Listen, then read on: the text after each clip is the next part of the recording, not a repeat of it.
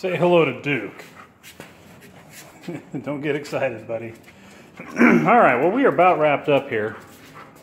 Haven't updated for a while, been doing all kinds of stuff. Actually got a little over 500 miles on the motor as of now.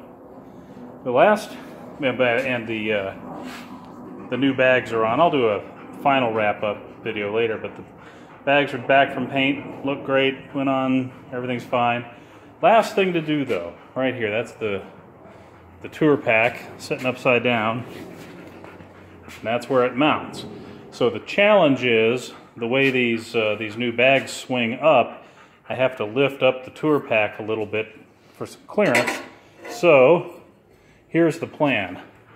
Went and got a piece of 3/4 inch aluminum square tubing, and the simplest version of this is I'm just gonna cut it off and drill it. We'll run two pieces, one sitting like that, one sitting over on that side, and should give us enough separation to comfortably clear the lids on the new saddlebags. And that's that, so time to get to work. I don't know if anything gets more punishment than my angle grinder. This thing has been through it, so here we go.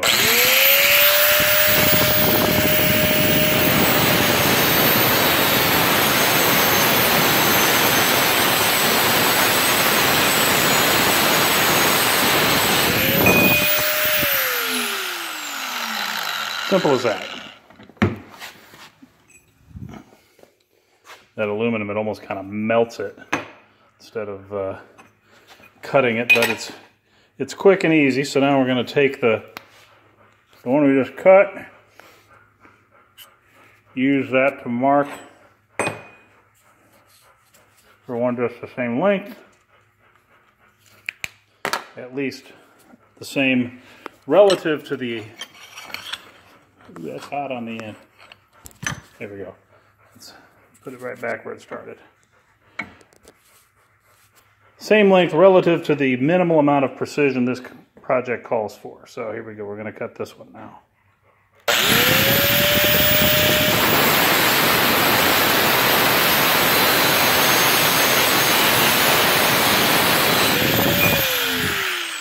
Bingo!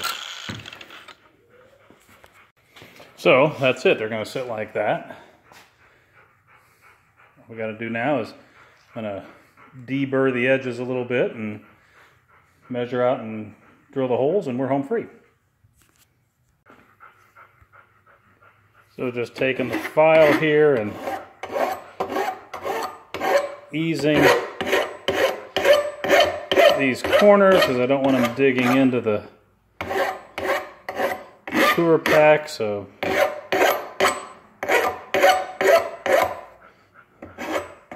I hope you appreciate the dedication of doing this one-handed, just so I can hold the camera.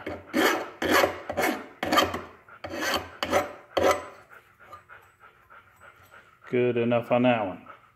All right, so now measuring the holes, and what we get is these are exactly on 5 3/4 inch centers, front to back. So that's our target. So start drilling some holes. All right, holes are marked. So now I'm just going to take this center punch and use that to get myself started on these. Can't do that one-handed, so you're just going to have to take my word for it. All right, first set of holes, I just used a little pilot bit against this piece of wood here, and they went all the way through. That's just fine. And I'm going to drill these kind of oversized, and it really doesn't matter because there's going to be plenty of slop, so there's absolutely nothing about this that has to be very exact, which is what I'm counting on. So I'm going to increase the diameter of the holes, and we should be ready to start installing this thing. And ta-da, just that easy. Holes are done. So these are going to mount like that. That's the plan. Internally, they're going to sit like this, like that. Maybe run them that way. Doesn't really matter. Anyway, point is, getting this all bolted together is going to be a little bit of a fiddle. So what I got is I got this double-sided 1/4 inch thick, or wide rather, what is it, 1 mil thick foam tape. I actually used this to attach the weather seals on the bags. So what I'm going to do is just put a little strip down the middle of each one of those, stick it onto this this metal plate here. That'll hold them in position while I'm wrestling the tour pack into place. So that's the plan. And bingo, they're sitting there. I use these the fittings on this. All the hardware is 1/4 20 stuff, so I just threw some 1/4 20 bolts in there just to make sure that the holes were lined up and everything was going to get bound up and everything's good. So I guess that's it. Now we just see if we can get the tour pack on and we're done. Just like that, we're all set. I ended up having to make a hardware store run. It's a little damp in here. I just wiped it down.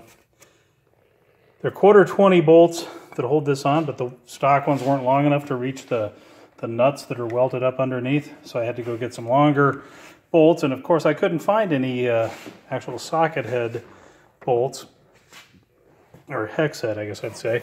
So I ended up with these screws, which work, although I don't really like it because it's a little harder to get them really torqued down. So I went ahead and, if you can see it under there, I added a lock washer, and I went ahead and put a fender washer under it just because it seemed like a good idea. Put a little Loctite on the threads, cranked them down with my big screwdriver as hard as I could. Don't think it's going anywhere. I'll keep an eye on them, but I think we'll be fine. The came out looking pretty slick under here. So there we go, and that's the final result. Looks good. I mean, at a glance, well, that's to say there's crap all over this bike from the factory that doesn't look that good. So I'll do that. The main test, the bags clear nicely on both sides. For some reason, this side is closer. And why that is, who knows, but you know, I guess nothing's perfectly square on this thing. Anyway, so that works. And that's that. So, thanks for watching. I got one task left. I do think I'm gonna go ahead and go next door to Mark's, throw this thing on his dyno, mainly just to make sure the ignition is exactly where I want it to be. I think the carburetor is close, but may as well get it dialed in as precisely as we can. Get that done, and all the rebuilds on this thing will be complete. Thanks for watching. Should have an update for you, yeah, before I head to Texas in a few weeks anyway. Here we go. Thanks. Talk soon. Bye. All right, well, wasn't quite as done as I thought. Actually, what motivated the update was I looked inside, and the bolts that hold on the backrest, this one was missing, so there was nothing on this side, on the left side at all. So I took one out of here, put it down there, got a new one put up here. Of course, I couldn't find a matching bolt, but that was a little scary. So at some point over the last couple of years, those things had worked their way out, and God only knows what happened to them, but at least I caught it before disaster struck. Then I couldn't get myself to like the screws that I use, so I went to a different hardware store and found some. These are 1/4 20 socket or hex head, 1.5 inch. They worked out perfectly. Got them back in there really nice and tight. Because of the hex head, I was able to get a wrench on them and really get them, you know, I mean, not stupid tight, but, you know, let's say 10 foot-pounds, something like that. So anyway, I feel better about life now. Out in the sun, ain't she sweet? There's Duke hanging out. So anyway, okay, that really is the update now. Thanks again for watching. Talk soon.